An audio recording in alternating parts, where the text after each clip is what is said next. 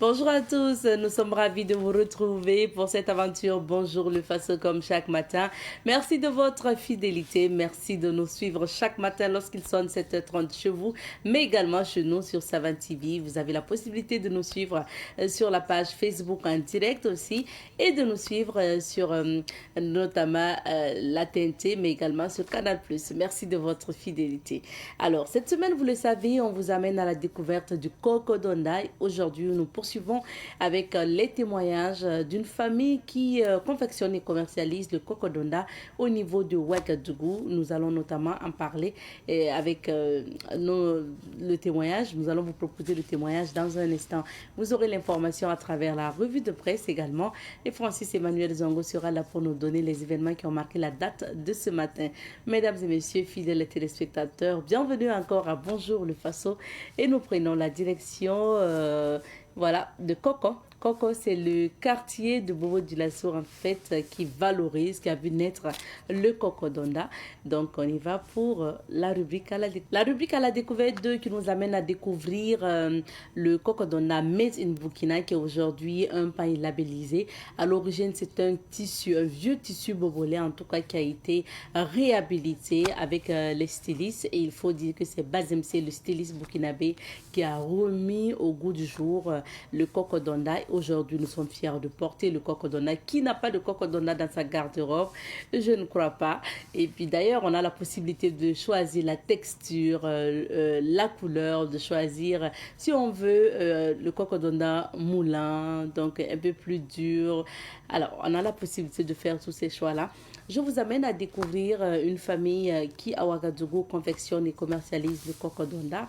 Et c'est vraiment leur activité depuis des années. Hein. On va écouter Madame Sissé et puis on revient. C'est Madame Sissé, née Fofana Menata.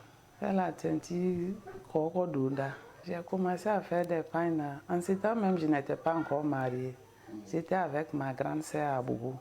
C'est là-bas que ma grande sœur faisait. Moi aussi, je faisais avec ma grande sœur un peu, jusqu'à ce que je suis mariée. Ah, c'était pas facile en tout cas. Je faisais ça, et puis je porte, je tourne au marché, Gounguin, Padoua, tous les petits marchés là. Je tournais là-bas pour vendre un peu. Ça ne sort pas comme ça, mais je n'ai pas laissé. J'ai continué à faire un peu. Les gens payent, mais ce n'était pas comme ça. C'était les vieilles seulement. Les jeunes là, c'était les vieilles qui payaient ça un peu seulement. D'autres payent que c'est couverture, d'autres payent que je vais aller donner au village. Voilà. C'était comme ça. Comment vous avez rencontré Bazemse?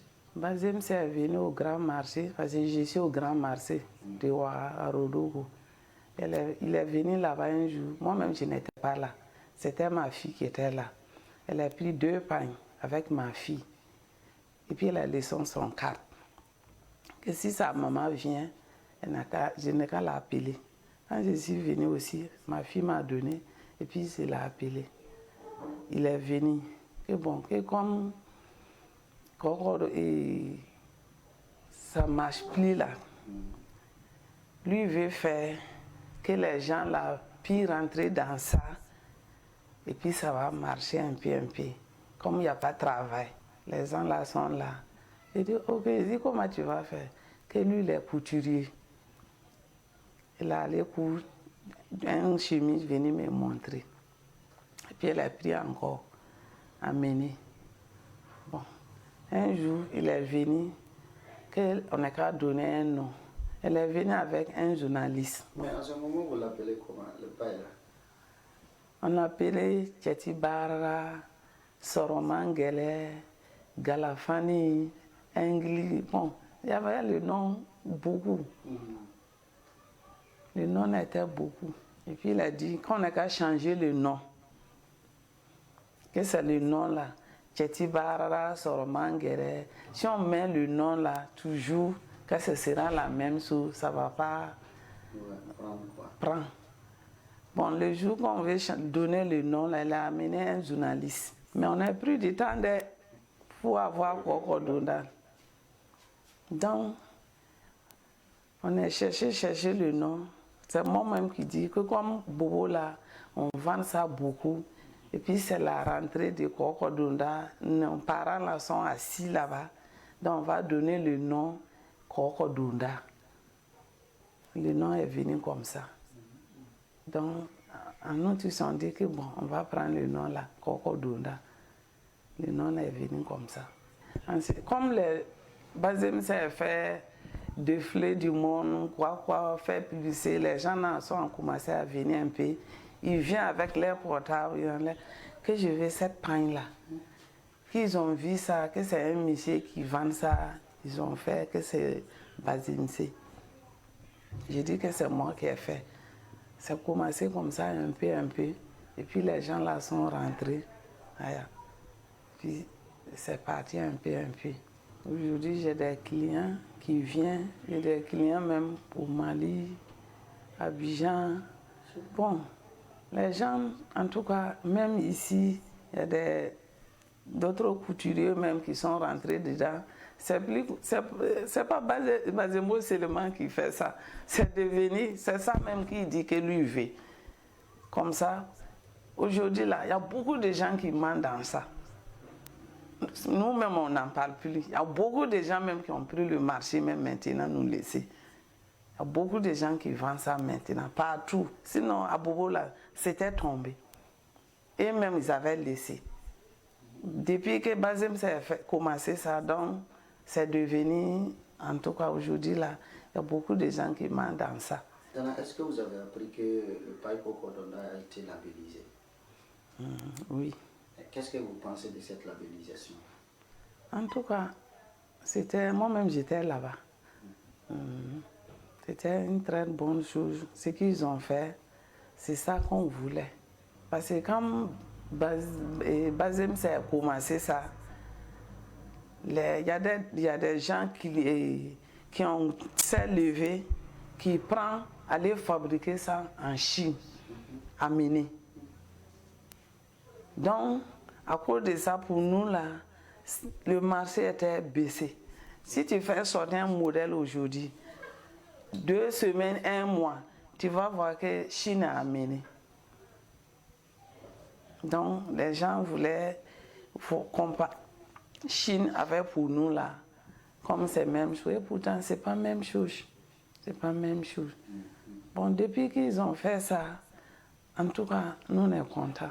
On sait maintenant que les gens qui prennent pour aller faire au Chine, et aussi, ils vont diminuer. En tout cas, aujourd'hui même, on a un problème des tissus. Plus de tissus là, c'est devenu compliqué, c'est cher. Teinture là aussi, ça aussi c'est devenu cher, tout est augmenté. Tout est augmenté. Donc, obligé, nous aussi, on a augmenté un peu le prix. Sinon, on ne s'en sort pas. Sébastien Bazembo, toujours, on va la saluer. Grâce à lui, que Kokodunda est devenu comme ça. Il y a beaucoup de gens même qui ne savaient pas que c'est Bazembo qui a fait, ou bien c'est Madame Cissé. Non. Les gens croient que c'est les gens du Bobo. Les gens du Bobo, même, eux-mêmes, ils ne savent pas. Le nom là, ça vient d'où? Et ils croient que c'est ce jeu seulement. Pourtant, ce n'est pas commencé là-bas, c'est commencé ici. C'est moi avec Bazemse. On a fait ça. Et puis c'est devenu aujourd'hui. En tout cas, grâce à lui, beaucoup de gens mangent sur ça aujourd'hui. Beaucoup de gens mangent sur ça aujourd'hui. Qui nourrit leur famille, tout. On voit tout. Vous écoutiez à l'instant Madame Cissé qui confectionne et commercialise le Kokodonda au niveau donc de Ouagadougou, et nous avons voulu justement donc parler de l'histoire du Kokodonda avec cette famille Cissé. Pour la suite de l'émission, on va s'informer. Ça se passe dans la revue de sous la messe, et nous débutons par le quotidien. Le quotidien affiche à sa une ce matin corruption au sein de la police municipale. Le PDS Maurice Konaté met en garde les brebis galeuses. Soutien à l'agence Fasomebo, le CIE-MIA du pasteur Karambiri apporte plus de 10 millions de francs CFA. Également, à lire au niveau donc, du journal Le Quotidien, des accusés relaxés. En ce qui concerne bien sûr affaire corruption de magistrats et douaniers, des accusés relaxés, d'autres condamnés à des peines allant de 2 mois à 1 an de prison ferme. Donc, opération Folokoto de la douane, à plus d'1 milliard de francs CFA de produits prohibés saisis. À présent, du moins, passons à l'Express du Faso. L'Express affiche à sa une ce matin incendie de coton à Doucy, Bagassi, l'Union nationale des producteurs de coton au chevet des sinistrés. Autant leur dire, dans cette rubrique, on peut lire la justice au cœur de la construction du Burkinabé nouveau. Révolution éducative, le ministre Dengara mobilise les acteurs du Guérico. SNC Bobo 2026, jour J, moins 59. Saisie de produits prohibés par la douane, plus de 1,6 milliard de francs CFA de marchandises proscrites. On passe à présent au journal Le Pays. Le Pays affiche à sa une ce matin lutte contre le trafic illicite. Des douaniers déclinent une proposition de 100 millions de francs CFA et saisissent 313 cartons de Tampentadol. Procès de magistrats, douaniers et avocats, 3 prévenus relaxés et 7 autres condamnés. Lutte contre la corruption au Burkina, le PDS de Ouaga invite la police municipale à se ressaisir. Procès de détournement à l'ex-ministère en charge de l'action humanitaire. Quand Amidou Teyan charge Yeya Kekami et autres. Police Yaka pour une sécurité renforcée et personnalisée. Protocole national de prise en charge du cancer de la prostate, le Burkina harmonise ses pratiques pour améliorer la qualité des soins. Révélation, Ramadan et réseaux sociaux, les conseils de la FAIB, reprise du signal de la RTB, la mise en garde du DG. Actu Sport, Stéphane Ki voudrait retourner au Nyanga CS. SC du moins, Nyanga SC. Trafic produits illicites. Maintenant, nous passons au journal L'Observateur Palga. L'Obs affiche ce matin trafic produits illicites.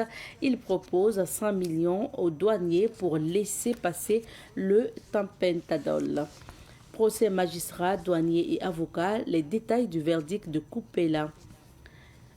Faso Mebo, le CIE MIA de Pasteur Karambiri, fait une offrande de moins de 10 briques.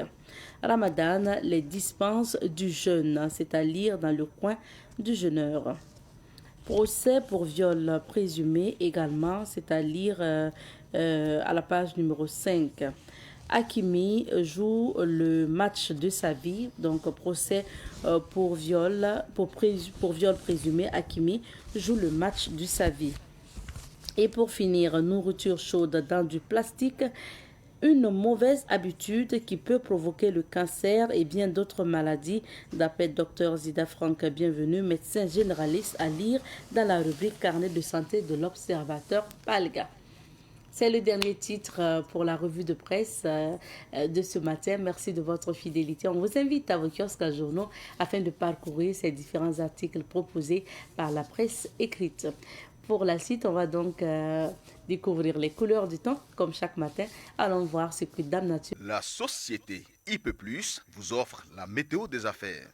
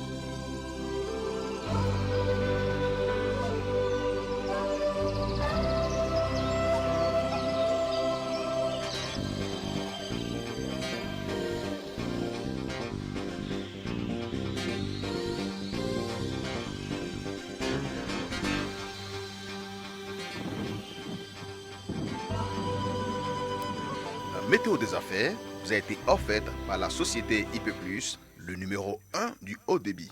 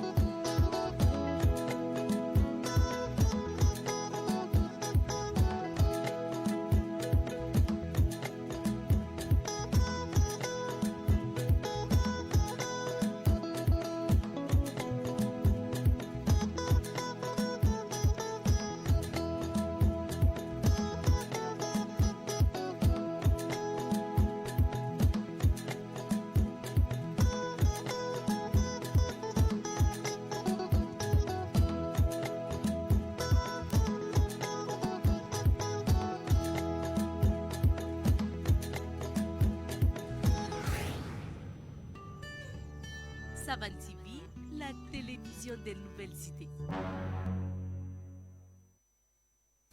Et de retour sur ce plateau pour la suite de cette émission, nous allons vous proposer un entretien que nous avons eu avec cette guide du mémorial Thomas Sankara qui fait parler d'elle un peu partout de par donc son professionnalisme et puis également son savoir-faire, cette passion pour le guidage au niveau du mémorial Thomas Sankara et surtout la passion pour Thomas Sankara tout simplement.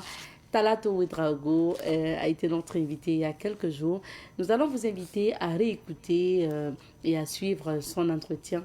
C'est parti pour l'entretien avec Talato Ouedraogo, guide bénévole au mémorial Thomas Sankara. Nous avons le plaisir de recevoir sur ce plateau Madame Talato Ouedraogo, guide bénévole au niveau du mémorial Thomas Sankara. Bonjour et bienvenue. Bonjour. Comment vous allez? Je me porte très bien. D'accord. Chez vous? Ça va bien. C'est vrai que c'est le matin, mais on va vous demander de pousser un peu plus la voix pour qu'on puisse vous entendre. Okay. Ça fait plaisir de vous retrouver ici et ensemble, on va encore faire un peu votre parcours avant de parler de votre activité au niveau du mémorial Thomas Sankara. Alors, Talato Ouedraogo, c'était comment votre enfance et ça s'est passé où? Dans quelle localité du Burkina? Ok, Talato Ouedraogo, j'ai fait mon enfance à Pangogo. C'est un village de la commune de Yaba où mes parents ont grandi. Je suis née là-bas, j'ai fait l'école primaire de Pangogo. Après l'obtention du CEP, je suis allée à Thomas, plus précisément au lycée provincial du Nayala où j'ai fait de la 6e jusqu'en terminale. Et c'est cette localité-là qui m'a vu grandir. C'est dans cette localité que j'ai commencé ma formation d'intellectuel à proprement dit, mais aussi la formation humaine parce que c'était une première pour moi de m'écarter de mes parents. Voilà, l'habitude, on était au village avec les parents, on part à l'école, de soir on revient. Mais à Thomas, la particularité, c'est qu'on s'était détaché des parents. C'est ça. Il fallait être soi-même, il fallait être le papa, la maman en même temps. Mais c'est quand même une localité que de passage j'ai aimé, hein. C'est des belles souvenirs, c'est des souvenirs de reconnaissance parce que on est arrivé au début avec des Samoins. Hein. Voilà, l'intégration était difficile, mais finalement à la fin on a compris que c'était la même population, on a pu s'intégrer facilement et c'est là-bas on a commencé cet engagement dont on continue aujourd'hui. D'accord. Avant de revenir à l'engagement au niveau du lycée, vous en tant qu'enfant, est-ce que Talato Ouedraogo a toujours eu le style des cheveux coupés, de l'enfant qui aide ses parents, qui accompagne les parents dans les activités ou sa maman? Racontez-nous un peu l'enfance. Oui, mon enfant, il faut dire que je suis la première d'une famille. Ah, né donc d'une toutes les famille. responsabilités, non? Voilà. Et aussi, mon papa n'a pas eu d'enfant, de garçon encore plus vite. Nous, on était au nombre de 8 sur notre maman, où on était toutes des filles. Ah oui. Et la maman était la première femme du papa. Donc, tout ce qui est charge dont les hommes pouvaient occuper, chez nous, on n'avait pas de garçon. Donc, automatiquement, j'étais aussi le garçon de la famille en même temps. Donc, en termes de coiffer, non. Il fallait couper les cheveux rapidement. En termes même de style, facilement, il fallait se mettre toujours dans le style de garçon pour se sentir encore plus facile, pour se sentir encore plus libre.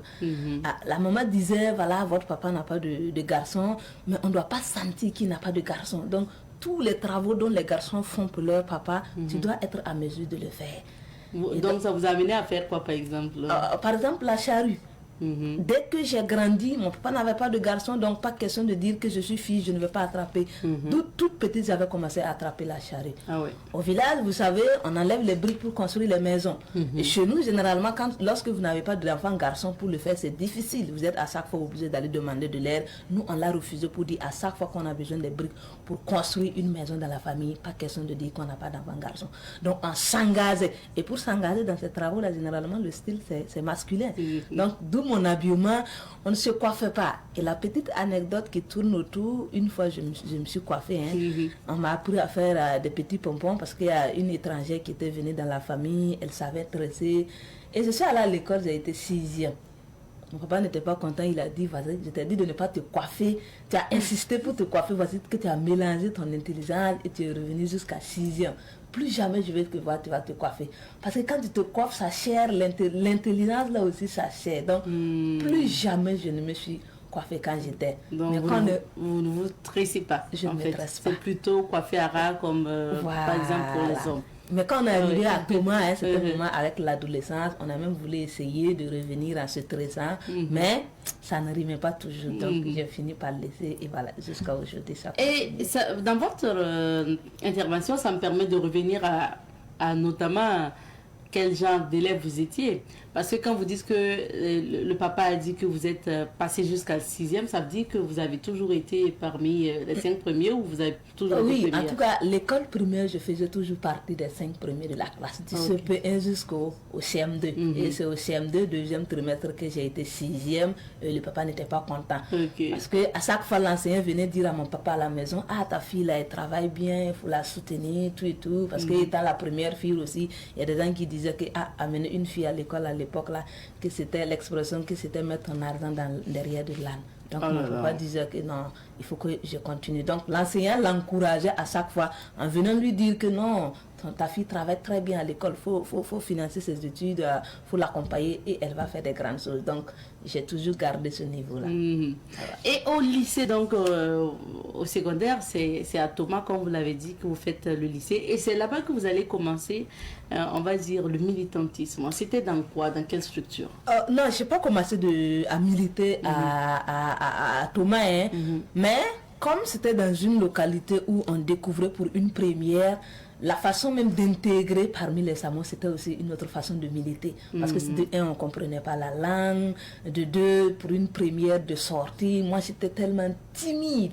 Donc quand je suis arrivée, il fallait vraiment se battre pour pouvoir avoir des amis Samoa, voilà, découvrir aussi un certain nombre de réalités. Pour aller au village montrer que, moi j'ai fait Thomas, j'ai grandi, donc il fallait quand même se battre. Et donc c'est des combats qu'on a fait, ça a quand même contribué à nous donner une certaine image voilà, du combat. Ça veut dire qu'au secondaire, vous n'avez pas été soit dans une association, soit... faut que ça justifie plus tard. Ah non, au secondaire, je n'ai pas été dans une association. Dans des structures voilà, c'est vrai qu'il y avait des associations de mon village à l'époque, mais bon, j'aimais rester à chaque fois dans mon coin. Comme vous avez dit que vous étiez timide. Voilà, j'étais timide, je ne me militais pas. Donc, je n'ai pas milité véritablement au secondaire. Et c'est à Thomas que vous obtenez le bac série A4. Et donc, bac A. Vous avez choisi les lettres modernes ou bien on a choisi les lettres modernes pour vous parce que vous y allez pour les études à l'université? J'ai choisi les lettres modernes, les séries langues, parce que quand j'ai fini le BPC, voilà, on trébuchait entre aller faire anglais, entre aller faire... J'ai vécu tout ça là. Le bac, bien sûr. Quand oui, vous avez eu le bac. Quand j'ai eu le bac. Mais au départ, après l'obtention du BPC, il fallait choisir entre D et A, donc facilement. Le choix est fait, c'est la littérature. Voici pourquoi je suis allée en A, en série A. C'est après maintenant l'obtention du baccalauréat. Mais j'ai quand même voulu faire histoire à l'université. D'accord. Voilà. Mais avec les orientations où on n'avait pas le choix, il fallait faire 3 choix. Donc j'ai fait 3 choix où il y avait lettres modernes. Et finalement, c'est lettres modernes qui m'a retenue. Je suis allée malgré moi, mais je suis restée par conviction. Par conviction. Et ça s'est plutôt bien passé parce que vous détenez une licence en lettres modernes. Et c'est à l'université maintenant que, on va dire, le militantisme commence parce que vous avez commencé dans ce mouvement 2 heures pour nous, 2 heures pour Kamita, dont le précurseur est donc Imhotep Bayala, à qui nous disons bonjour. Alors, donc, comment ça se passe et comment vous faites la connaissance de 2 heures pour nous, 2 heures pour Kamita, pourquoi vous y militez et comment ça s'est passé tout ça? Ah oui, l'université, comme son nom l'indique, c'est l'univers des idées, surtout les débats, la contradiction et tout et tout. Et moi, quand je suis arrivée, localité même, l'établissement, tout et tout, c'était nouveau pour moi. Donc quand je viens, je prends mon cours. À la fin du cours, j'ai envie de découvrir l'université. Donc je marche, je pars à gauche, je pars à droite, je me promène, je regarde, j'observe tout. Oui. Donc c'est dans mes promenades-là qu'un jour, je vois un groupe de personnes qui arrêtaient. Et il y a 2-3 personnes qui sont arrêtées en haut, qui parlent et les autres écoutent. Donc de passage, ça a quand même marqué. Que ce soit la position, tout ce qui se faisait. Donc je me suis mis à l'écart, j'ai regardé. Ça pouvait ressembler à quoi? Mais bon, j'ai continué parce que là, ça ne me regarde pas. Mais quand je suis arrivée devant, quelque chose me disait de revenir comprendre. Ils sont arrêtés là, qu'est-ce qu'ils font? Ça parle, ça ressemble à quoi? Surtout à l'université. Donc, je suis revenue encore. J'ai regardé, j'ai continué. Je me suis absentée 2-3 jours, mais j'avais tellement envie de revenir encore pour découvrir. Donc, je suis revenue 1 fois, 2 fois, 3 fois. Et je m'approchais au fur et à mesure que je venais. Je m'approchais. Et un jour, je tombe sur un grand public qui n'est pas comme les autres jours dont je venais. Et les gens parlaient. Je prends le temps d'écouter ce que je disais. Et c'était des choses que je n'avais jamais entendu parler. On parle de la religion, on parle de la politique, on parle économique. Et j'écoute. À un certain moment, on introduit un monsieur, un rasta, qui prend la parole où tout le monde applaudit.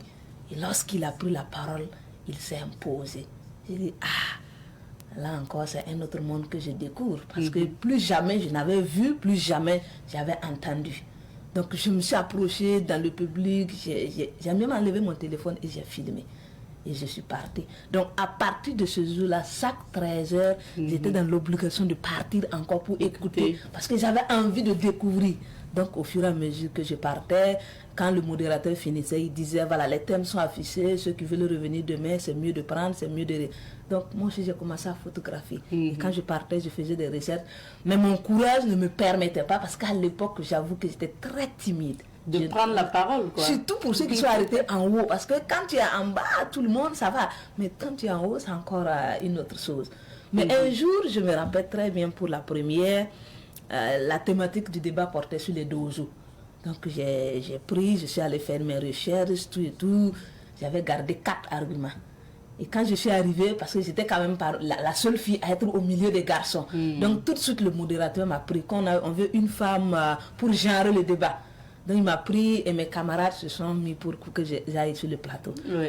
Quand je suis arrivée, la peur a fait que j'ai perdu tous mes 4 arguments. Oh là là. Mais le modératrice qui m'a permis de passage, je le salue, un professionnel, il a quand même orienté le débat dans une question de femmes, de polygamie, donc j'ai pu dire quelque chose. Donc à partir de ce jour, je me suis intéressée au débat jusqu'à ce que je devienne modératrice de ce débat, où j'ai conduit moi-même le débat, où la thématique tournait autour de politique, économie et tout et tout.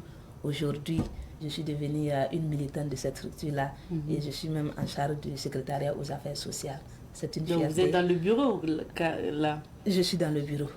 Voilà, c'est une structure qui nous a quand même forcé un certain nombre de leadership, de responsabilités. Qu'est-ce que ça apporte de militer dans ce genre de structure? C'est très très capital de militer. Parce qu'aujourd'hui, peu importe ce qu'on a comme difficulté, si on arrive à résister à toutes ces difficultés, c'est parce qu'on a eu une base politique et idéologique. Ça vous permet de comprendre les enjeux du monde. Parce que finalement, il y a un adage qui dit que lorsque vous ne savez pas d'où vous venez, vous ne pouvez pas savoir où vous partez. Et à partir de cette structure, moi j'ai appris à connaître la vraie histoire du continent africain, surtout l'histoire de la femme. Et c'est ce qui m'a plus marqué. Ce que j'avais l'habitude d'entendre, on parle d'égalité, on parle de supériorité, infériorité. Ici, on ne met pas de complémentarité. On dit en Afrique, on ne parle pas d'égalité entre l'homme et la femme, on ne parle pas de supériorité, mais on parle de complémentarité. Et c'est ce qui m'a amené à aller vers Sankara, parce que Sankara aussi parlait de complémentarité. Parlant de Sankara, est-ce que c'est à partir du mouvement 2 heures pour nous, 2 heures pour Kamita, que vous entendez parler de Sankara, c'est vrai que peut-être durant l'école forcément on entend parler de Sankara, mais c'est pas dans les détails, c'est pas très éclaté. Est-ce que dans ce mouvement ça a été la première fois d'entendre parler de Sankara? Tout à fait, c'est affirmatif. Parce que même à l'école, de par moment, on va brosser un peu la révolution burkinabé. Et c'est là que vous allez avoir l'occasion d'entendre Thomas Sankara. Et juste là, vous n'allez même pas retenir beaucoup de choses, on va passer. Mais avec cette structure, j'ai eu l'occasion de comprendre beaucoup de choses sur Thomas Sankara. C'est avec cette structure que je découvre que la révolution burkinabé a fait 4 ans, 4 leaders, d'où les chiffres 15 octobre, le 2 août. Donc, ça m'a quand même marqué. Parce qu'avec cette structure, les idéaux de Thomas Sankara, comme il a dit, il n'y a pas meilleure voie pour le développement du Burkina Faso, du continent africain, sans passer par le sankarisme. Donc, on a beaucoup appris en termes de sankarisme avec cette structure-là. Donc, je me suis dit, il ne fallait pas garder ça pour moi. Il ne fallait pas garder. Donc, de 2 heures pour nous, 2 heures pour Kamita à l'université, vous arrivez au mémorial Thomas Sankara. La découverte du mémorial s'est passée comment? Ça a été quand? Et comment vous avez découvert le mémorial? Ah oui, c'était dans cette même lancée-là, étant militante à la structure 2 heures pour nous, 2 heures pour Kamita, à un certain moment, puisque le premier responsable, Bayala Lionwe Imhotep, fait partie des membres fondateurs du mémorial. Donc, ils ont voulu des bénévoles qui seront sur le site là pour accompagner, pour l'organisation, voilà, orienter les visiteurs et parler en même temps du projet. Parce que le mémorial Thomas Sankara, ça ne se limite pas à ce qu'on a sur place. Donc, pour quelqu'un qui a acquis beaucoup de choses sur Sankara, je me suis dit tout de suite, c'était l'occasion pour moi aussi de parler, de discuter, de partager le peu que je connaissais sur lui avec ma génération. Donc tout de suite, je me suis proposé. Au départ, j'ai pris part à beaucoup d'activités commémoratives de Thomas Sankara sur le site. J'ai participé à des activités de nettoyage sur le site, avant de passer comme apprenant à côté de mes collègues, parce que je suis allé trouver des gens qui étaient déjà sur place, qui étaient aussi membres de la structure. Donc j'ai évolué à côté d'eux, à savoir Kima Pegdwende et Itengre, Sawadgo Itengre. Donc j'ai appris avec eux et finalement je me suis intégrée. En tant que guide bénévole au mémorial Thomas Sankara, guide bénévole, c'était depuis 2000 combien vous avez? Depuis 2022. 2022. Donc vous êtes à votre 4e année en tant que guide bénévole au niveau du mémorial Thomas Sankara. Et votre particularité, c'est ce que les gens ont pu remarquer, c'est votre manière de raconter et d'expliquer les faits au niveau du site.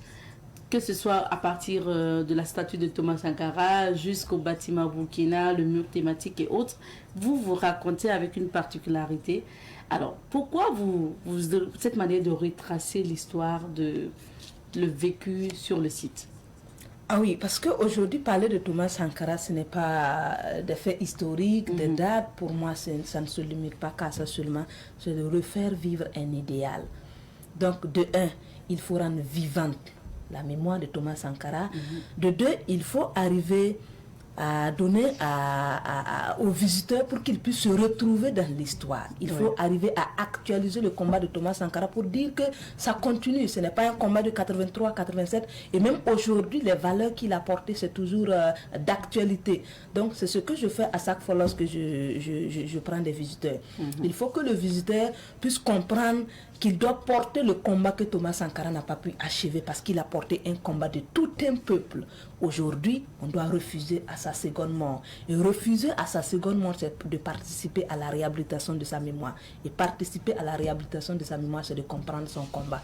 Donc, comprendre son combat, c'est de donner au détail les idéaux de Thomas Sankara. Quand on parle de la révolution, ça ne se va se limiter aux dates et à quelques réalisations que Sankara a fait. Mais on peut aller au maximum pour découvrir. Par exemple, quand on parle du mur thématique au mémorial Thomas Sankara, c'est l'ensemble de ces actions en images. Et surtout lorsqu'on a avec les tout petits, l'objectif c'est de faire découvrir la révolution démocratique et populaire, c'est de faire découvrir la vision politique et idéologique de Thomas Sankara en images et quelques-unes de ces citations qui font toujours l'actualité pour que le visiteur puisse se retrouver dans son combat et continuer, pour que le visiteur puisse incarner les valeurs que Thomas Sankara a incarnées. Lorsqu'il parlait de patriotisme aujourd'hui c'est très capital, surtout avec le contexte et les défis qui se présentent à nous. L'engagement, l'amour de la patrie, le bien-être collectif. On doit comprendre que le Burkina Faso, ça ne va pas se limiter avec nous. On doit travailler parce que c'est des gens qui ont travaillé pour nous léguer aujourd'hui chez Burkina. Nous, à notre tour également, pas question qu'on fasse autrement. On doit toujours travailler pour garder un avenir meilleur à toutes ces générations-là. Donc voici un peu ce que j'essaie de donner comme contenu au mémorial Thomas Sankara à tous les visiteurs. J'ai suivi un peu des vidéos de présentation de vous devant. Et ce que j'ai constaté, c'est que vous vous adaptez au public et surtout aussi vous misez sur les citations de Thomas Sankara. Il ne suffit pas d'aller raconter ce qui s'est passé ce jour-là dans tel ou tel lieu, mais vous ajoutez des citations, vous adaptez au public, même le ton utilisé pour présenter tel ou tel aspect du mémorial. Ça veut dire que c'est fait à dessein pour vous. Il faut capter l'attention du public et surtout marquer leur mémoire à chaque visite. Oui. Le visiter au mémorial Thomas Sankara, c'est ça, et être guide au mémorial Thomas Sankara, c'est ça. C'est arriver à s'adapter en fonction du public. Par exemple, quand on est des enfants, certes, on va parler de Thomas Sankara, les dates, tout et tout, mais l'objectif, c'est qu'ils repartent avec quelque chose qui leur dit qu'ils sont des sankaristes. Par exemple, quand on est avec les tout petits, on va leur dire, est-ce que vous voulez devenir des présidents du Burkina Faso? Tout le monde va dire tout de suite oui. Ok, vous voulez devenir des présidents. Et pour qu'on devienne président, qu'est-ce qu'on doit faire? Et eux-mêmes, ils vont répondre. Donc, c'est des échanges. Et je leur dis, vous avez eu la chance de venir visiter le mémorial Thomas Sankara. Quand vous allez grandir, vous allez voir beaucoup de choses plus que nous, parce que nous, on n'avait pas eu la chance de le faire. Mais par exemple aussi, quand on est avec des visiteurs qui ne sont pas du Burkina Faso, mais du continent africain, on va leur dire que le combat de Thomas Sankara ne se limitait pas uniquement qu'au Burkinabé, mais c'était véritablement dans le panafricanisme, l'unité africaine. Mais quand on est avec des visiteurs qui sont hors du continent, on va leur dire Thomas Sankara a porté la cause de tous ceux qui voulaient vivre librement et dignement dans ce monde. Ce n'était pas une question de race, ce n'était pas une question de rang social, mais tous ceux qui aspiraient à la liberté, à la dignité, à la souveraineté de ce monde-là, Thomas Sankara a porté son combat. La preuve, dans l'un de ses discours, il disait « Je ne parle pas au nom des Burkinabés tant aimés, mais je parle au nom de tous ceux qui ont mal quelque part. Et tous ceux qui ont mal, Thomas Sankara porte leur cause. » Donc, c'est véritablement s'adapter pour que tout le monde puisse se retrouver. Parce que l'idéologie de Sankara, c'est fédérateur, c'est émancipatrice et c'est intarissable, comme l'a dit le capitaine Ibrahim Traoré, président du Faso, chef de l'État, qui est d'ailleurs l'héritier politique, idéologique et révolutionnaire de Thomas Sankara. Talato Ouedraogo, depuis que vous êtes au mémorial, en 4 années de bénévolat en tant que guide au niveau du mémorial, quel est le fait qui vous a le plus marqué? Le fait qui m'a plus marqué, c'est surtout avec les tout petits. Cette volonté, l'envie de toujours apprendre sur Thomas Sankara. Vous prenez tout de suite des élèves, quand vous faites le récit, à la fin, la première session, c'est de dire, mais pourquoi on a tué Thomas Sankara? Malgré votre volonté d'expliquer, et aujourd'hui, ils sont en train de réhabiliter sa mémoire, l'enfant ne peut jamais être convaincu et il va toujours poser la question, pourquoi on a tué Thomas Sankara? Tu réponds, il n'est pas satisfait de la réponse, il demande encore. Pourquoi on a tué Thomas Sankara? Et même jusqu'à la fin, il y a des enfants qui viennent toujours pour dire « Ah, madame, cette question-là, je veux encore des réponses. » Et ça m'a quand même marqué une fois quand des gens sont arrivés au mémorial pour dire qu'ils ne veulent pas se faire guider par des femmes. Ah oui? Ah oui. J'arrive, je me lève en tant que guide. J'accueille, ils disent « Il n'y a pas d'autres guides. » Je dis « Oui, il y en a. » Qu'on va souhaiter que ça soit remplacé. J'ai dit pourquoi. Au début, ils n'ont pas voulu dire. J'ai dit bon, il y a une possibilité d'aller sans un guide. Si vous voulez, vous partez, je leur montre les circuits. Et si vous voulez de guide, bon, c'est à mon tour également de conduire. Ils disent qu'ils ne souhaitent pas être guidés par une femme. Bon, pour le respect des visiteurs, je me suis écartée, j'ai mis l'un de mes collègues qui les a tenus compagnie. Mais à la fin, j'ai tenu à discuter pour dire que Sankara faisait partie de l'un de ces dirigeants du monde entier qui a porté véritablement la cause de la femme. Et pour ceux qui décident de visiter le site, C'est ceux qui épousent son idéologie, ceux qui rentrent dans son combat. Et aujourd'hui, revenir dire qu'on ne veut pas se faire guider par des femmes sur le site, c'est encore ne pas comprendre le combat de Thomas Sankara. Mais on a respecté quand même leur point de vue. Ils ont été guidés par un homme et ils sont partis. Et il y a d'autres aussi qui viennent, qui disent, Talato, quand on t'écoute parler, on a l'impression que Sankara a été le Jésus du Burkina. Il a aussi fait des mauvaises choses. Citez-nous les mauvaises choses. J'ai dit, mais on est dans quel monde encore? Des gens qui veulent qu'on cite en 2026, des gens qui veulent qu'on cite des mauvaises choses dont Thomas Sankara a fait. J'ai dit, mais ça va nous amener où? Et c'est pourquoi le but, ça nous amène où? Aujourd'hui, nous sommes en train de réhabiliter sa mémoire. Pour moi, en tant que guide convaincu du leadership que Thomas Sankara nous a laissé, il n'a pas fait de mauvaises choses. Et si vous pensez qu'il a fait de mauvaises choses, pour moi, d'ailleurs, il est le Jésus du Burkina Faso, du continent africain. Si vous pensez qu'il en a fait de mauvaises choses, et si vous pouvez gagner en relatant cela, bon, vous allez quand même garder. Moi, je n'en ai pas besoin. Mes visiteurs n'en ont pas besoin. Donc, je ne fais pas de recherche là-dessus. Donc, c'est véritablement des éléments, souvent, quand tu as ça, tu te demandes, mais finalement, qu'est-ce que les Burkinabés veulent? Oh, c'est pas simple. Mais vous faites votre travail avec tellement de passion. Et puis, mais est-ce qu'il y a des gens aussi qui arrivent au mémorial, contrairement à d'autres qui ont dit qu'ils ne voulaient pas se faire guider par une femme, vu que maintenant, on vous connaît sur les réseaux sociaux, on vous connaît à travers les médias parce qu'il y a eu des publications sur les réseaux sociaux pour vous rendre hommage et les médias ont commencé à vous recevoir. Est-ce qu'après ça, ça a changé quelque chose sur le site? Il y a des gens qui viennent, qui disent « Je voudrais me faire guider par Talato Ouedraogo ». Ah oui, là, ça a changé beaucoup de choses sur le site. Il y a des gens même qui viennent, qui payent leur ticket. Quand on dit « Je ne suis pas là », ils repartent. C'est dommage, mais je voudrais que les visiteurs comprennent que nous avons les mêmes objectifs sur le site. Oui. C'est de refaire vivre la mémoire de Thomas Sankara, c'est de participer à la réhabilitation de sa mémoire, c'est de donner l'idéologie qu'a apporté l'homme. Et tous les guides ont cet objectif-là. Quand on reçoit un visiteur, il ne doit pas repartir comme il est venu. Même si chacun a sa particularité, personnellement, j'ai ma façon de le faire aussi qui plaît. Mais rassurez-vous, peu importe la personne que vous croisez sur le site, le travail sera toujours à la hauteur. Sinon, aujourd'hui, il y a des gens qui viennent, lorsqu'ils arrivent, même fatigués ou pas, même si c'est 2 minutes, je vais être guidé par Talato. Et souvent avec les collègues, ce n'est pas facile, mais quand même, on a une bonne organisation qui est en place. Donc, ça nous permet de tenir face à tout cela. Ouais. On suppose, comme on le dit, le nom le dit, un bénévolat. Donc, en tant que guide bénévole, ça veut dire que vous ne percevez rien on ne perçoit financièrement. Rien. Ouais. En termes d'argent, on ne nous paye pas. On n'a pas de nourriture. En tout cas, c'est le titre tout du bénévolat. C'est un engagement avec passion. Nous avons décidé de participer aussi à la réhabilitation de la mémoire du héros africain. Nous avons décidé de répondre à l'appel de notre nation parce que rien n'est au-dessus lorsque la patrie vous appelle. Et nous pensons aujourd'hui que participer à la réhabilitation de la mémoire de Thomas Sankara, ça répond à un appel de la nation.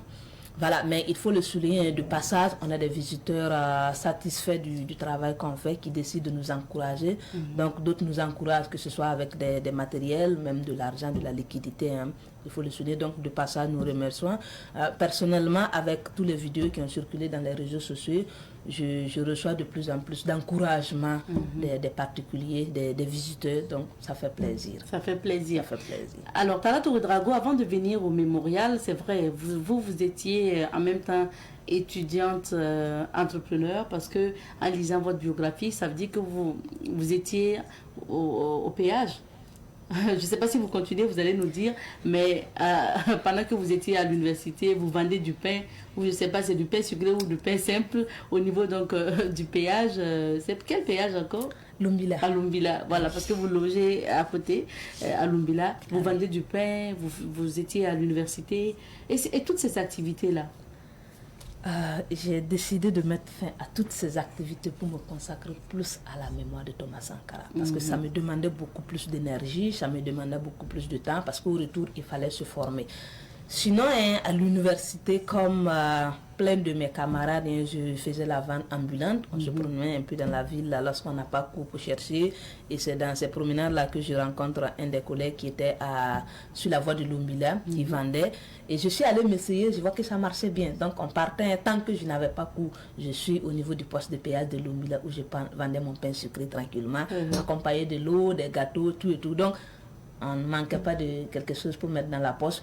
Et même quand j'avais commencé le guidage au Mémorial Thomas Sankara, parce qu'au début, on n'était pas là tous les jours. Il y avait une équipe forte qui était là, majoritairement des membres de la structure 2 heures pour nous, 2 heures pour Kamita. Donc, on avait mis une organisation en place qui nous permettait de se relever.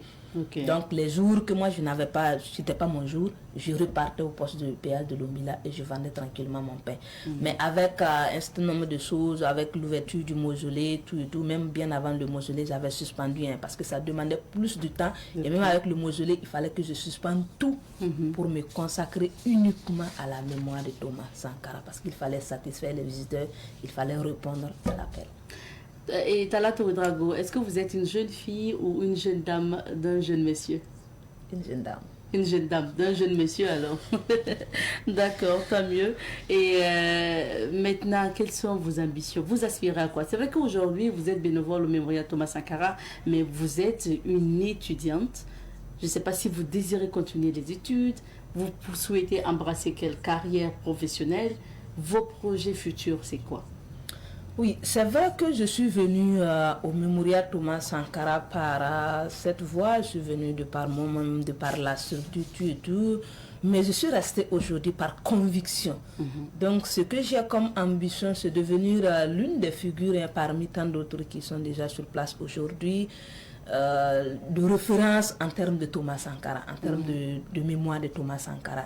En tant que guide, tant que j'ai la possibilité, je souhaite véritablement demeurer sur ce site-là pour mieux me consacrer à Thomas Sankara.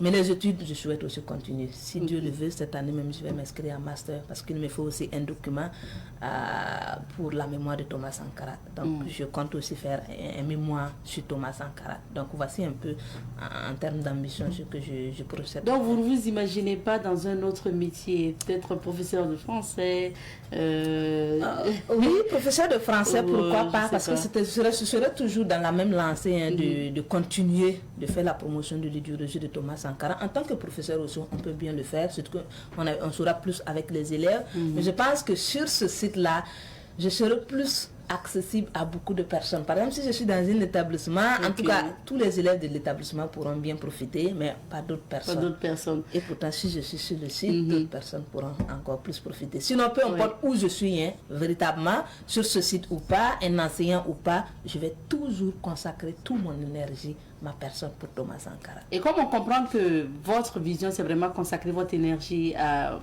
promouvoir la mémoire de Thomas Sankara, le mémorial, c'est un site par excellence pour le faire.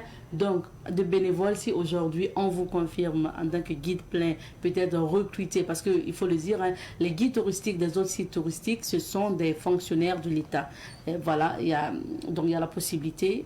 Si aujourd'hui, à un moment donné, on confirme Talato Ouedraogo, guide plein du mémorial, et puis on a un statut, un matricule, c'est l'idéal en fait pour vous. C'est l'idéal et c'est tout ce qui est recherché d'ailleurs.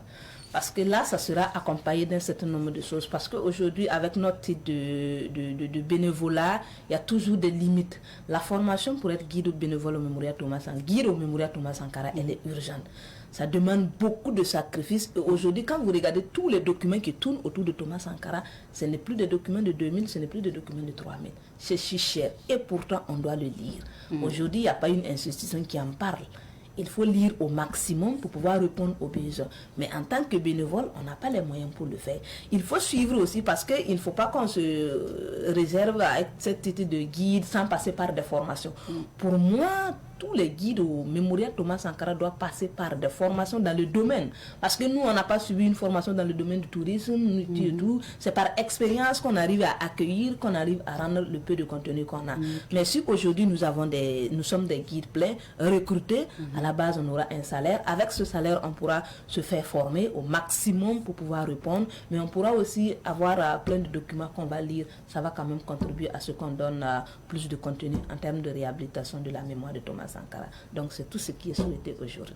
Merci beaucoup Talato Ouedraogo. On va devoir s'arrêter ici pour notre entretien. Le temps imparti est terminé. Merci d'être passé. Merci à vous également, c'était un plaisir. Ok, merci. Pareil, je ne sais pas si on a peut-être la vidéo de 30-48 secondes de Talato qui introduit au niveau du mémorial Thomas Sankara sa présentation. On pourra, donc, il n'y a pas de souci, vous avez eu la possibilité de voir Talato en action à travers les images, quelques vidéos également. Donc, on va s'arrêter ici pour l'entretien de ce matin. Merci et nous sommes de retour en direct sur le plateau de Savane TV. Je rappelle que l'entretien que vous suiviez, c'est un entretien en rediffusion que nous vous avons proposé parce que notre invité du jour n'a pas pu justement effectuer les déplacements. Merci de votre attention. Tout à l'heure, Francis Emmanuel Zongo va nous retrouver pour nous donner les événements qui ont marqué la date d'aujourd'hui en direct sur ce plateau.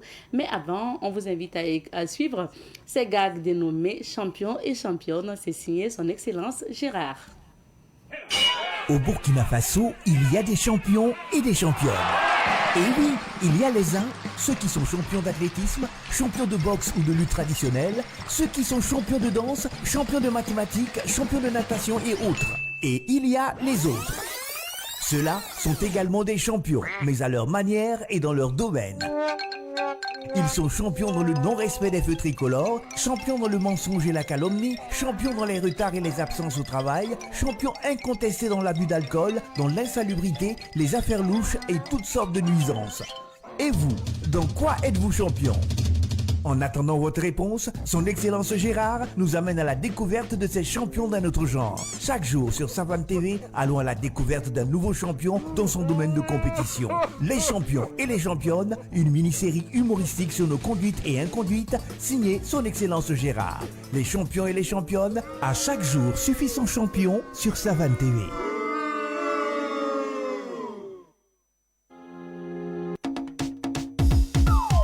Les champions et les championnes. Dans la vie, il y a des champions qui se battent avec passion pour enfin passer à côté de la chose. À côté. Dans la vie, il y a des champions qui se battent avec passion et donnent tout leur cœur. Qui n'est pas champion? Pour enfin passer à côté de la chose. Oh, Nayi Sida.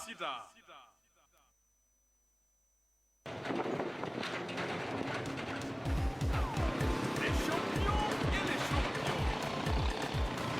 Dans la vie, il y a des champions qui se battent avec passion pour enfin passer à côté de la chose. À côté.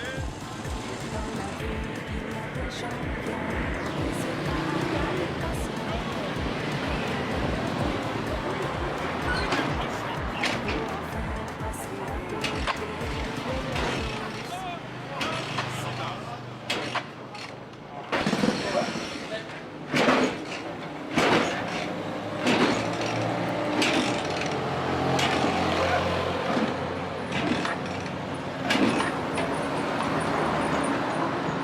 Ouais, ça va? Oui, ça va. Ah, on a l'opia. Ah, ouais.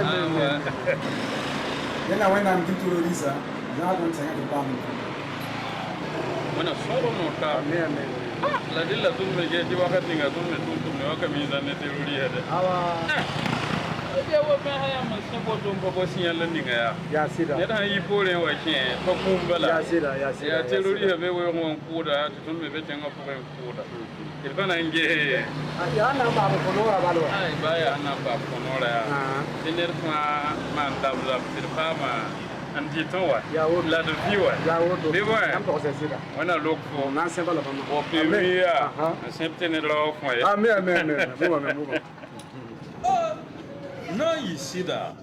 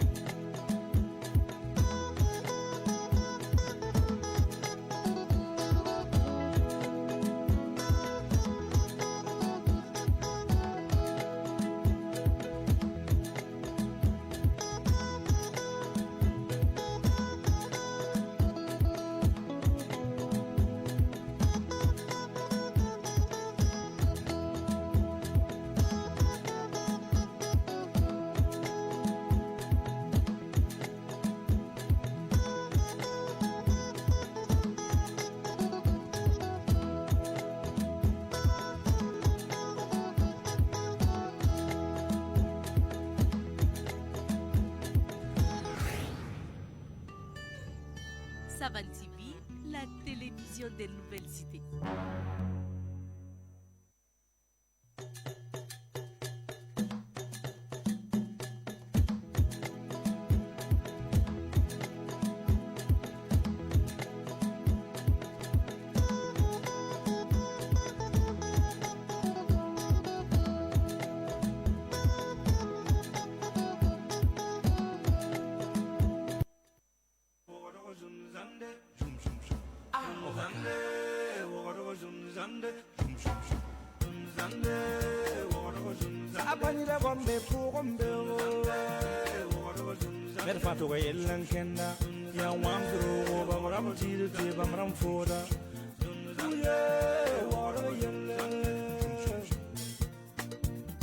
Ngam taaba kulum kalam la futa Chaka son problem Water yella yella Yaka ne yibero Yike lafi ya lafi kama na manum sur nchina yi wuso zame midi kam patron wa ne rumso tima le rumso wa ba yongo to ne ngana moto kendere rumsa wa bam lam ya siria la yi rumsa mbebe ha koma kom rib kaye ha bang tongu makibare zintum tokof fo bangam tiligida be tengala ya ton kami bamu makibare to man biga zarawa tatuya la sami kufka na ya ka bil fun fa ay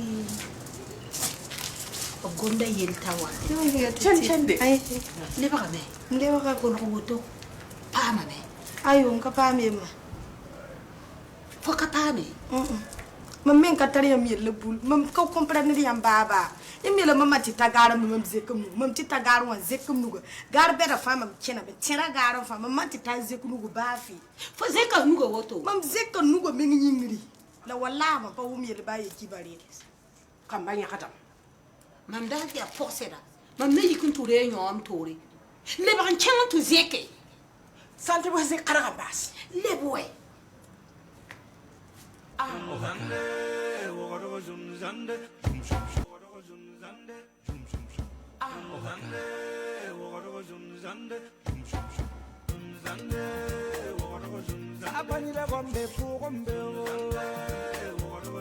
Merfato yellan kenda ya wambro bamram tiru te bamram foda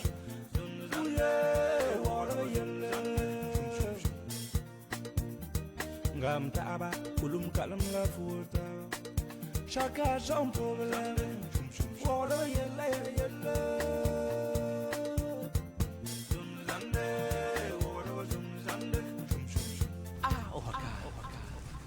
Mademoiselle Raissa Pamiari.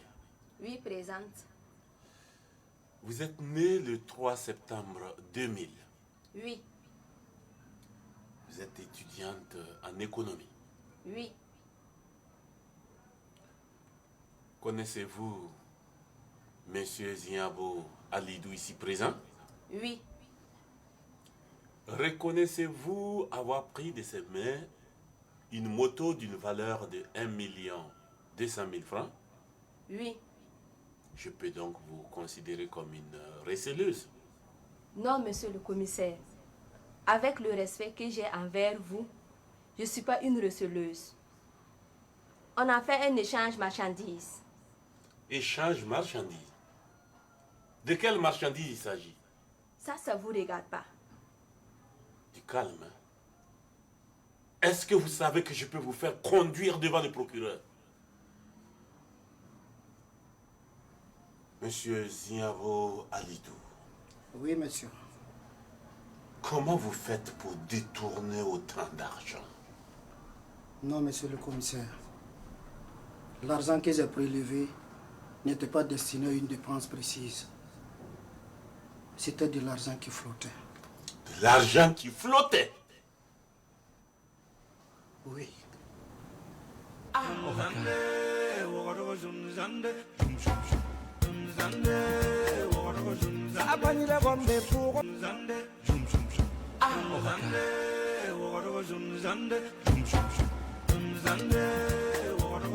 Abanyira gombe pugombe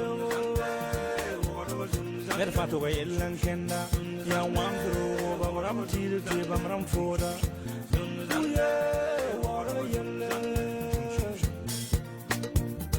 Ngam taaba kulum kalam la futa Chaka jam problème Wara yella yella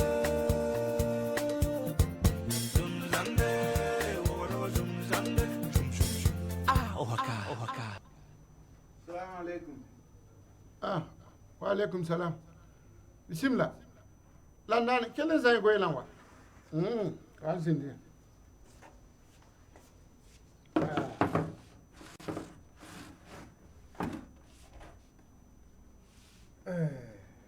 Yam wan lo ma. Zenda yemo wa mi hiro. Sanya menga ya zen hunonga menga. Vacinere. Comment am labra bodo. Akon mam tu spige. Tum songo menga. Fa. Ya kan komam sikra. Tum wa kondi mam. Landani. Man re mo ratam kila. Zenda wa me ya. La rit yam pam lo. Ta komam tu spia. Ne enveloppe tum de songo menga. Ya komam sikra ya. Tum wa kondi mam. Aba, kota wa tudume yam ni ya bika han la tari ya maya. Yam me ya ka jetti ka sirde. Ha? Ya mam yi yam. Mam la lima mo tiyam ya landa mo. To bo kont mam sikr pa ke la bri ka tupi ngun kont yam ba. Yam pa miti ya han tuduri. Tupi ga ya mam so. Yam mo so sikr. A woto la so ba han ko. Ay yam me ta kan je ho, me pa mane pangna. Na haya mam la lima ma tiyam ya landa na yi. Bi geti pa sakar. Tupi ga be. Nila wat. Fa. Yawa. Ya mam halal. Shukra. Ya yam halal. Yikin kuliya. Ntiri shukriya. Ne parler kamba. Tia yam halal. Tiriya. Lima. Bismillah. Na boa sorry. Salam alaikum. Zaksoa. Empa wa sikala. Wena mi songa mro mi hino ya. Wo kuma am sikre. La kuma am envelope tum kon limama. Aya, ne la woto. Fa, runde. Ton me na ya ampa am ko no ni sikre. Wai. Lam Zakso be. Ya ka hanka son woton da ya. Kana yak bil fon to on ko bamba me. Zara da mwe. Obon ko ton da ya. Ton me to kan ya ko. Ya woto ne. Bim kelen yak ya. Zaksoba. Oh.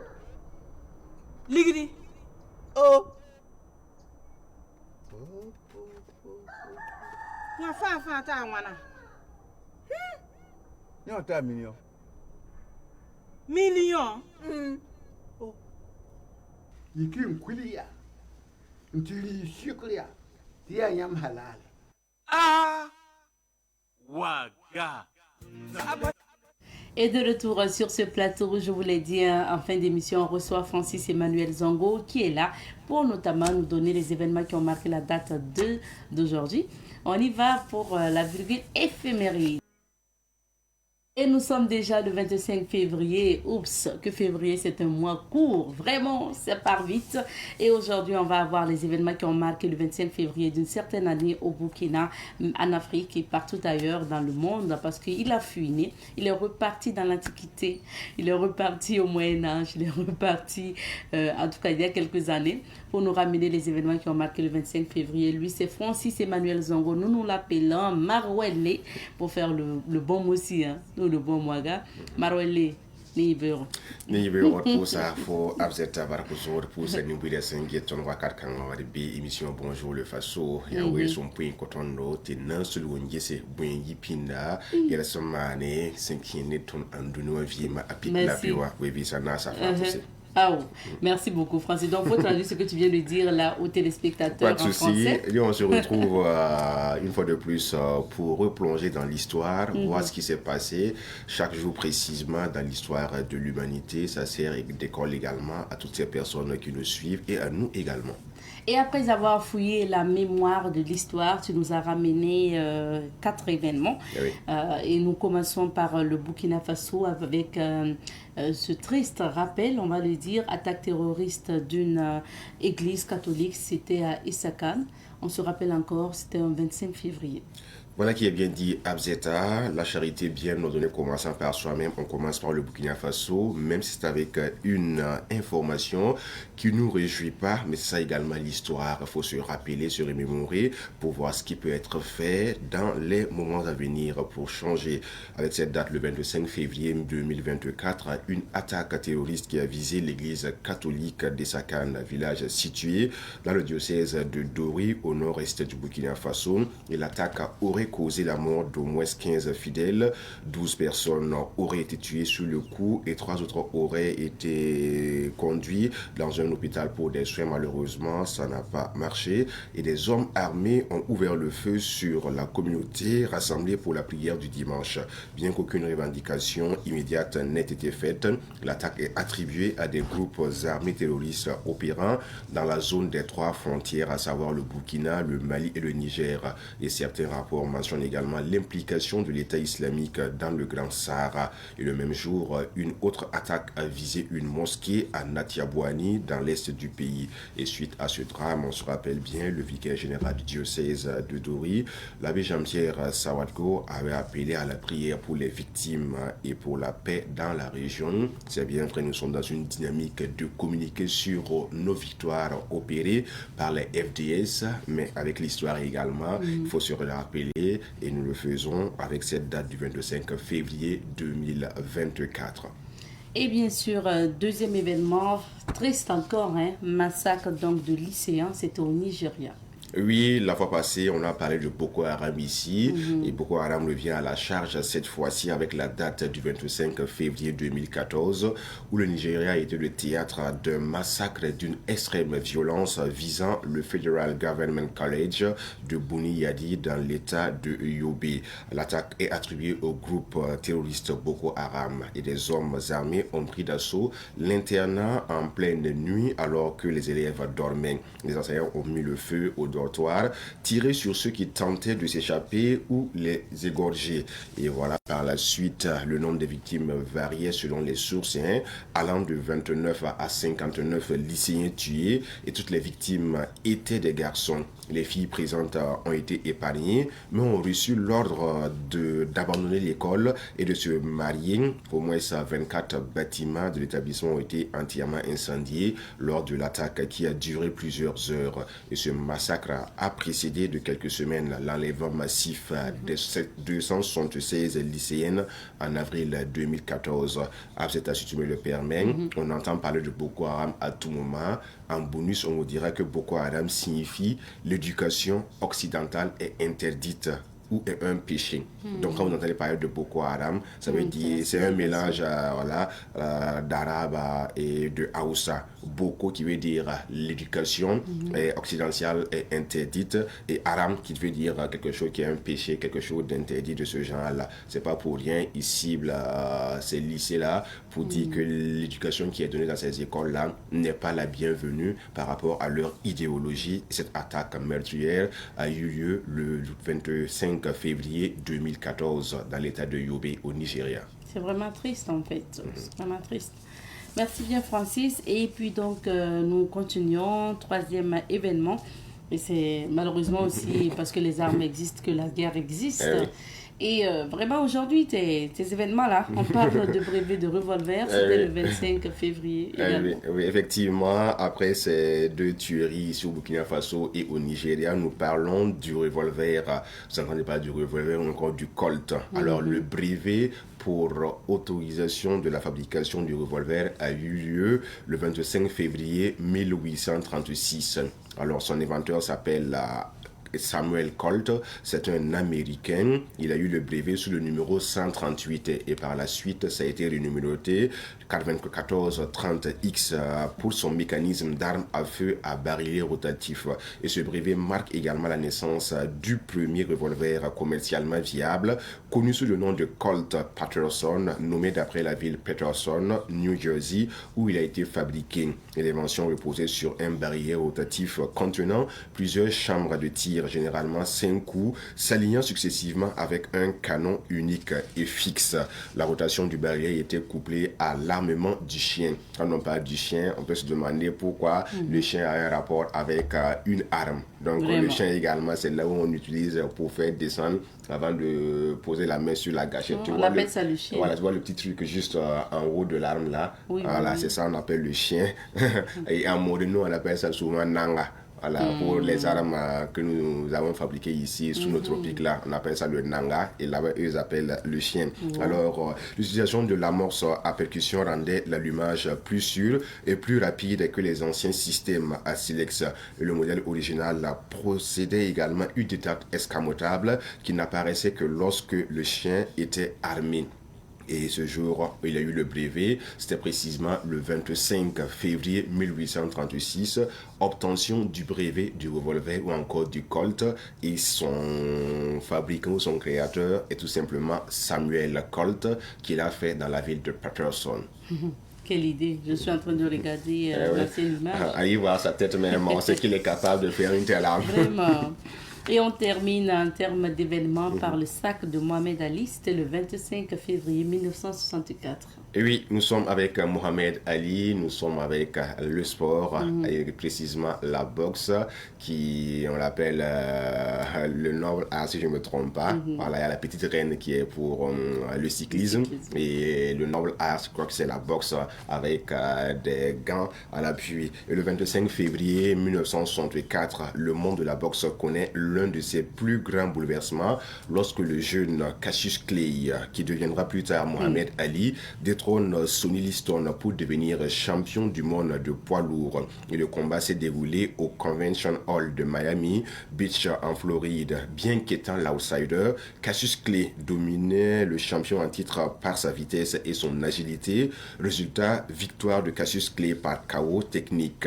Et Sonny Liston se plaignait d'une blessure à l'épaule et épuisé a refusé de reprendre le combat à l'appel de la 7e reprise. Et juste après sa victoire, Cassius Clay a hurlé à la presse ce qui suit: I shook up the world, I am the greatest. Pour dire tout simplement, j'ai secoué le monde, je suis le plus grand. Et dès le lendemain, 26 février 1964, il a affirmé son adhésion à la Nation of Islam et il prend officiellement le nom de Mohamed Ali le 6 mars 1964. Donc, quand on parle de Mohamed Ali, c'est nul d'autre personne que Cassius Clay. Donc, par la suite, il a rejoint l'islam et il a pris le nom de Mohamed Ali en disant tout simplement que Cassius Clay, c'est son nom d'esclave. Donc, lui, il n'accepte pas ça. Et on sait clairement qu'avec la Nation of Islam, dans cette partie intégrante de l'histoire des États-Unis, ça a beaucoup joué également avec des personnes comme les Malcolm X et j'en passe. Donc c'est l'histoire également. Sacré champion du monde le 25 février 1964. En ce moment, il n'avait que 22 ans seulement. Ah oui. Oui. Et je sais qu'il y a je crois qu'il y a des films sur lui. Oui. Je crois avoir vu. Oui. Il y a des films sur lui et même le regretté à la président congolais a eu à faire un match de gala, même un combat de gala entre Cassius Clay et un autre boxeur au Congo. Et là, quand il est venu, on l'appelait Ali Bomaye. Donc, ça a été fait par le président congolais. D'accord. Merci bien, Francis, de nous parler justement de la boxe. Et on va terminer par l'expression du jour qui dit ceci: il ne faut pas pousser mémé dans les orties. Les orties, du moins, c'est dans les orties. Il ne faut pas pousser mémé dans les orties. Ça veut dire quoi? C'est l'expression qu'on vous propose aujourd'hui. Il ne faut pas pousser mémé dans les orties. Alors, c'est une expression qui signifie qu'il ne faut pas exagérer, abuser ou dépasser les limites. L'expression veut dire également ne pas aller trop loin, ne pas abuser de la gentillesse ou de la patience de quelqu'un. L'expression est souvent employée quand une situation dépasse les bornes de la bienséance ou du raisonnable. Donc, tu peux être gentil avec quelqu'un, mais si la personne veut abuser de cette gentillesse en te prenant pour une autre personne, là tu peux dire à la personne, mon frère ou cher monsieur, faut pas pousser mémé dans les orties, parce que là ça sent l'exagération et là ce n'est plus dans l'ordre bien aligné des choses. Donc c'est un remplacement de ce qu'on peut avoir où la personne est bien séant avec vous, parce que non, la personne a une tête creuse et puis on veut en abuser, exagérer, pousser un peu le bouchon. Voilà, dans la bouteille, c'est également une expression parallèle à cette expression, faut pas pousser mémé dans les orties. Et les orties, on peut se demander c'est quoi? C'est des plantes qui existent, qu'on utilise dans la phytothérapie, qui soignent également, et souvent ces plantes sont épineuses. Et quand on voit une mémé, à peine elle tient sur ses deux jambes, et puis on veut la pousser dans ces plantes épineuses là on exagère quand même. Donc on pousse mémé dans les orties, et là on exagère, on abuse un tant soit peu, on dépasse les bornes de la gentillesse ou de ce qui est raisonnable. D'accord. Ah ben écoute Francis, on va s'arrêter ici là. Faut sinon on va pousser mémé dans les orties. Et là à la régie. Faut pas pousser mémé dans les orties, la diffusion risque de couper en pleine fin d'émission. Avant que nous disons au revoir aux téléspectateurs, c'est pas bon. Merci beaucoup pour l'expression d'améliorer. Merci aussi d'améliorer notre vocabulaire chaque matin à travers l'expression du jour. Aujourd'hui, on a appris, faut pas pousser mémé dans les orties pour dire n'exagérons pas quand même. Hein. Merci bien. Je t'en prie. Alors, on va faire un coucou aussi à la boutique Daoula située à Ouaga 2000 qui m'habille pour ce mois. Et nous allons donc vous inviter, vous qui êtes intéressés par les boubous de prière, les abayas, les hijabs et bien d'autres. Vous pouvez aller à la boutique Abaya de luxe. Disons par exemple Daoula qui propose des abayas de luxe. C'est une boutique qui propose notamment ces abayas de luxe, qui propose des boubous pour hommes, pour femmes et qui propose des chaussures. Vous allez trouver divers articles dans la boutique Daoula. Et les contacts, on va afficher les contacts pour les téléspectateurs. Vous avez la possibilité d'appeler le 07 32 65 75, donc 07 32 65 75 ou le 75 68 70 20. Voilà, merci beaucoup. Et nous allons nous dire au revoir ici. Merci à vous qui nous avez suivis. On se retrouve, Inch'Allah, demain pour d'autres aventures de Bonjour le Faso. En attendant, portez-vous bien et on se dit que...